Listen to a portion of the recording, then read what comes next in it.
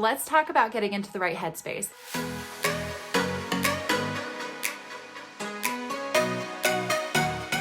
It is so easy, especially as a creator, to feel like you're not in the zone sometimes. And the first thing is to identify if you're in the zone or not. And if you don't feel like you're in a natural place to do something, if you feel like you're just uneasy or you're saying the wrong thing over and over and over, then call it quits for just a minute, not entirely, but just take a break, okay? Step away, do something else. Have something that you know that you can go to that is going to be a useful way to utilize your time, but also is going to pump you up and bring you towards a place where you can be more successful. Especially when we have been playing the comparison game, let's say, and I've got a whole nother video all about that. It's easy to get down on yourself. It can be so easy to overthink and sulk on the negative things that have happened, but we don't want to do that. And if you can get yourself out of it as quickly as possible, then that is the goal. And the best way to usually get out of that mindset and out of that negative headspace is to make a decision to take a different direction. So whether it be getting up and cleaning your house, whether it be doing some work that you've been putting off, or just making a decision to do something that maybe even is mindless, but is gonna help take you in the right direction, that is just one baby step that can help take you into the right, better headspace. Now, another thing that you can do is actually to have a plan B, which a plan B is kind of like the things that make you happy and the things that are easy to do and easy to make decisions to do, like eating something that you like, or taking a walk, or listening to music that's gonna pump you up. These are all things that I try to do in the morning just to get in the right headspace for the day.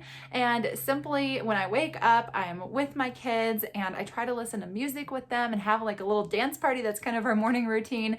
I try to eat something that is healthy. And then if I can, I really try to get them out of the house, go for a walk, soak up the sunshine. And even if I don't have time for that, then just stand outside for a second or open up all the windows in your home. Just soak up the sunshine. I feel like that's a natural thing that makes people feel more happy.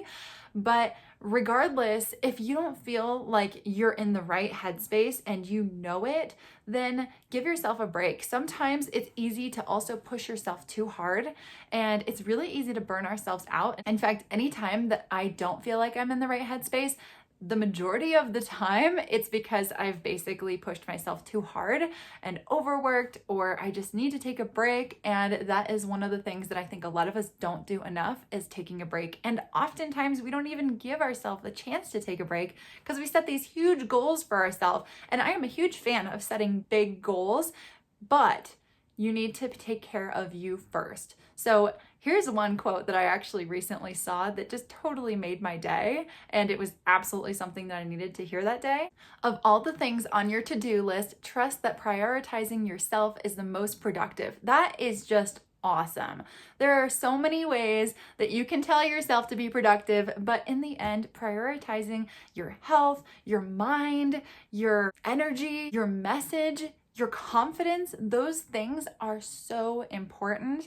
And all of those things play into your success in whatever it is that you're trying to do. So when you can find a way to get yourself intentionally into the right headspace, then you are golden. And it's really important to, again, be able to identify if you're in the right headspace or if you're not in the right headspace, because starting from not feeling great is not going to necessarily get better unless you do something to redirect the energy or to pick up new energy. One other thing that I sometimes do is just simply remind myself of some of the things that I've accomplished to make myself feel like I know it is hard to keep pushing forward if you aren't seeing immediate results in whatever you're doing. But remembering that you have accomplished many, many tasks that are already difficult and probably didn't look so easy from the beginning is another great way to remind yourself that you are so capable and you've got this.